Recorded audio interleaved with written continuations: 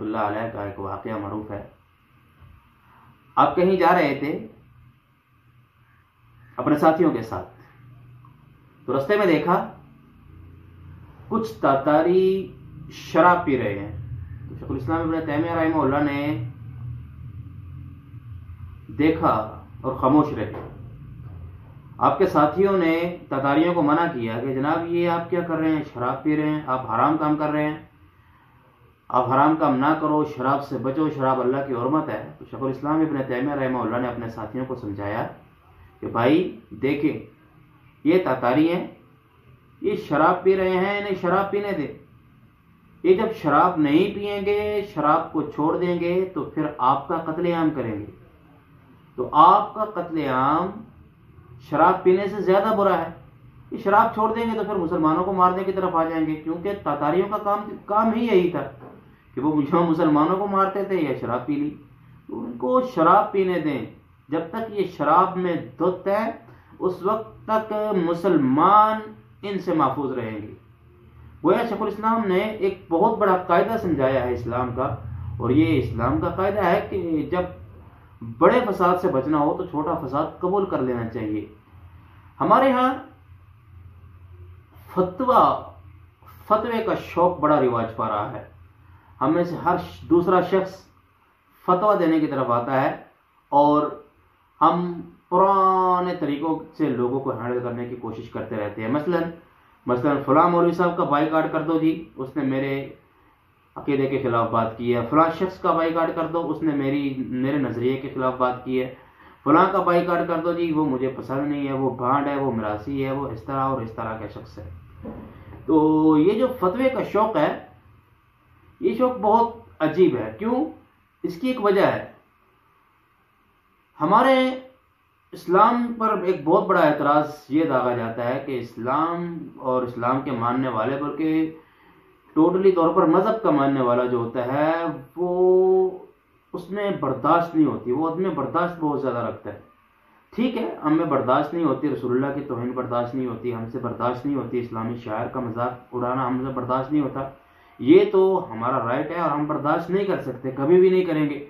کیونکہ اگر تو ہمیں غیرت ہے تو ہم اس چیز کو برداشت نہیں کریں گے۔ وہ پلٹ کر جواب دیتے ہیں، لوگ کہتے ہیں کہ نہیں، آپ آپس میں ایک دوسرے کو برداشت نہیں کرتے، ایک ہی مسلک کے لوگ، ایک ہی مذہب کے لوگ،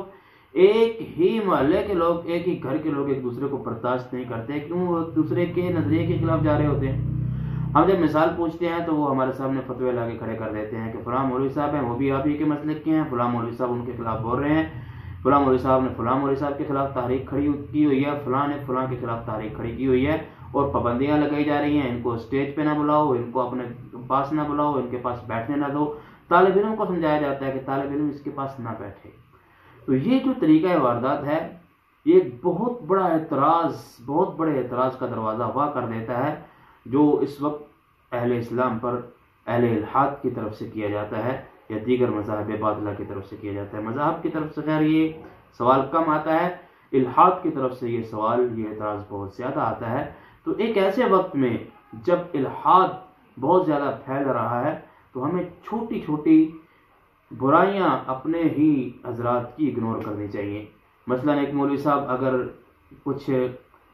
ایسی بات کرتے ہیں جو ہمیں پسند نہیں آ رہی، لیکن ان کا بنیادی کام اچھا ہے، لوگ ان کے گرد ہیں، ٹھیک ہے، وہ ایک آئیڈیل شخصیت کو پیدا نہیں کر رہا، لیکن جب وہ آئیڈیل شخصیت پیدا نہیں کر رہا، وہ لوگوں کو دین سے دور جانے سے تو بچا رہا ہے نا، تو ٹھیک ہے، اتنا ہی کافی ہے، اتنا ہی رہنے دیں۔ میں آپ کے سامنے ایک مثال رکھتا ہوں کہ نوجوان کو اپنا عقیدہ اور اپنا منہج جب آپ سمجھا دیں گے، محدثین کا مفہوم سمجھا دیں گے اور شبہات کے اعتراضات سمجھا دیں گے، پھر اس کے بعد کبھی بھی نوجوان آپ سے دور نہیں ہوگا۔ یہ بات آپ پکی ذہن میں رکھ لیں اور اس کو آپ دل کی تختیوں پہ لکھ لیں کہ نوجوان کو اگر آپ سمجھا دیں، شیخ الاسلام ابن تیمیہ رحمہ اللہ فرماتے ہیں کہ اکثر جو اعتراضات شبہات ہوتے ہیں وہ اجمال کی وجہ سے ہوتے ہیں، ان کی جب تفصیل ہو جاتی ہے تو پھر وہ اعتراض ہوا ہو کر رہ جاتا ہے۔ اکثر اعتراضات نافہمی کی وجہ سے ہوتے ہیں کہ لوگوں کو پوری مکمل بات بتائی نہیں گئی ہوتی، آدھی بات بتائی گئی ہوتی ہے، جب آدھی بات سنتے ہیں تو پھر وہ اس کو اعتراض بنا لیتے ہیں۔ جب مکمل بات بتا دی جائے تو پھر وہ اعتراض ختم ہو کے رہ جاتا ہے۔ اس لیے آپ کوشش کیا کریں کہ اپنے نوجوانوں میں محنت کریں، امت میں محنت کریں، قرآن کی تعلیمات عام کریں اور صحیح عقیدہ و منہج عام کریں، اور یقین کریں جب محدثین کا منہج اور مسلک اور پہلے سنت کا عقیدہ سمجھ جب آ جائے تو پھر ممکن ہی نہیں ہے کہ کوئی اس سے باز آ جائے۔ اب صلح حدیبیہ کی طرف دیکھیں کہ رسول اللہ صلی اللہ علیہ وسلم کے ساتھ کفار نے 2 شرطیں لگائی تھی۔ ایک شرط تو یہ لگائی تھی کہ جب ہمارا مکہ کا کوئی فرد بھاگ کر مسلمانوں کے پاس چلا جائے گا تو مسلمان وہ بندہ واپس کرنے کے پابند ہوں گے، اور اگر مسلمانوں کا کوئی بندہ ہمارے پاس بھاگ کے آ گیا تو پھر ہم واپس کرنے کے پابند نہیں ہوں گے۔ اس کا مطلب بظاہر تو یہی لگ رہا تھا کہ دیکھیں مشرکین مکہ نے بڑی عجیب سے شرط رکھی ہے، مانی نہیں جائے گی، لیکن اللہ کے نبی نے وہ شرط مانی۔ کیوں؟ اس لیے کہ رسول اللہ صلی اللہ علیہ وسلم نے فرمایا جو ہم میں سے جائے گا پھر جائے، ہمارے پاس تو وہ آئے جو سمجھ کے آئے، جو سمجھ کے نہیں آیا پھر جانے والا جائے، دفع ہو، ہمیں اس کی ضرورت نہیں ہے، ہمیں ضرورت ہی اس کی ہے جس نے سمجھ لیا ہم کو، اور جو ہم کو سمجھ لیتا ہے پھر وہ جاتا نہیں ہے، جاتا وہ ہے جو سمجھ نہیں پاتا، اور جو سمجھ پاتا ہے وہ جاتا نہیں ہے۔ اسی لیے رسول اللہ صلی اللہ علیہ وسلم نے وہ شرط قبول کی۔ کیوں؟ رسول اللہ صلی اللہ علیہ وسلم کا زمانہ ہے، جو بھی آئے گا اسلام کو سمجھ کے آئے گا، اور سمجھ کے جو آتا ہے پھر وہ جائے گا نہیں۔ یہی صورتحال ہمارے ہاں ہے کہ نوجوان کو قرآن سمجھائیں، حدیث سمجھائیں، آگے بڑھیں، مسجد کی طرف لائیں، نوجوان کو مدرسے کی طرف لائیں، مدرسے کی طرف نہیں آتا خود چل کے اس کے پاس چلے جائیں، حالات کا تقاضا سمجھیں اور اس کو عقیدہ اور منہج سمجھا دیں۔ جب وہ عقیدہ اور منہج سمجھ لے گا، اس کے ذہن میں جو شبہات میڈیا نے ڈال دی ہیں، کیونکہ جو دور ہے یہاں ہم روک نہیں سکتے کہ فلاں کو نہ سنو، فلاں کو نہ سنو، فلاں کو نہ سنو، جس کو سننے سے آپ روکتے ہیں مصیبت یہ ہے کہ اس کے سامنے آتا ہی وہ ہے، کچھ پیسے کسی کو سننے نہیں جاتا، بس اچانک سامنے آیا اور سننے بیٹھ گیا۔ جب وہ سامنے آتا ہی وہ ہے جس سے ہم روک رہے ہیں، پھر وہ لازم ہے کہ اس کو ضرور سنے گا، وہ بندہ نوجوان اس کو ضرور سنے گا کہ یار اس سے ہم روکتے ہیں، یہ کیا کہتا ہے۔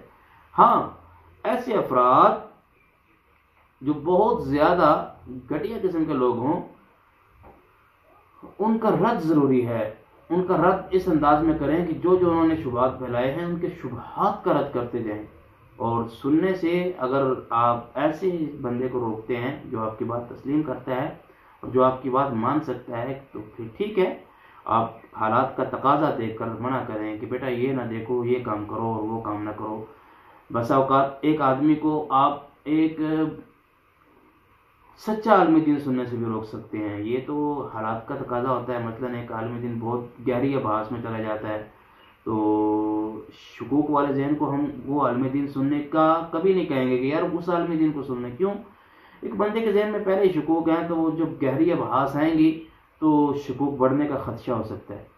اسی طرح اور معاملات ہوتے ہیں، روکا جا سکتا ہے، لیکن اس بندے کو جو آپ کی بات تسلیم کرتا ہے، جو آپ سے پوچھ رہا ہے کہ میں کیا کروں، لیکن ہر وقت فتوے کی لٹ اٹھا کے پھرتا رہنا، یہ نہ کرو، وہ نہ کرو، فلاں نہ کرو، تو حالات کا تقاضا یہ ہے کہ یہ چیز ہمیں نقصان دیتی ہے اور بہت زیادہ نقصان دیتی ہے۔ ہم اسٹیج پہ کھڑے ہو کے گالیاں دے رہے ہوتے ہیں اور گالیوں کو قرآن سے ثابت کرنے بیٹھ جاتے ہیں، پھر ہم کہتے ہیں کہ لوگ ہم سے دور